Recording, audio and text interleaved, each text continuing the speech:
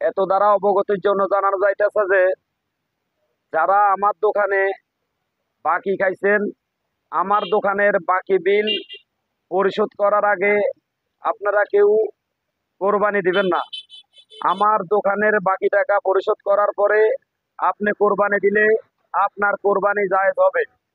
আমি এখন আমার টাকার জন্য মাইক নিয়ে আইসা সবাইকে বলে যাইতাছি, কিন্তু যদি আমার টাকা তারপরও আমি না পাই, তাহলে আমি আপনাদের বাড়িতে বাড়িতে গিয়ে আইনের মাধ্যমে আইনের লোক দিয়ে ধরিয়ে আনবো। আমি এক একজনের কাছে অনেক টাকা পাবো, 100, 150, 200 টাকা। আমার এই টাকা না দিয়ে আপনি কোরবানি দিবেন না, আপনার কোরবানি জায়েজ হবে না। আশা করি যাদের কানে আমার অ্যালাউন্স গেছে অবশ্যই আমার টাকাগুলা আমাকে এখনই দিয়ে যাবেন। তা না হলে আমি আপনাদের বাড়িতে গিয়ে আইনের লোক দিয়ে আপনাদেরকে ধরে আনবো।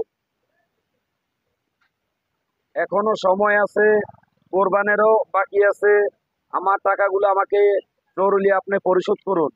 আমার টাকা না দিয়ে আপনি কোরবানি দিতে গেলে আপনার কোরবানি হবে না। আমার টাকাগুলো অতি শিগগির আমাকে আপনি দিয়ে যান।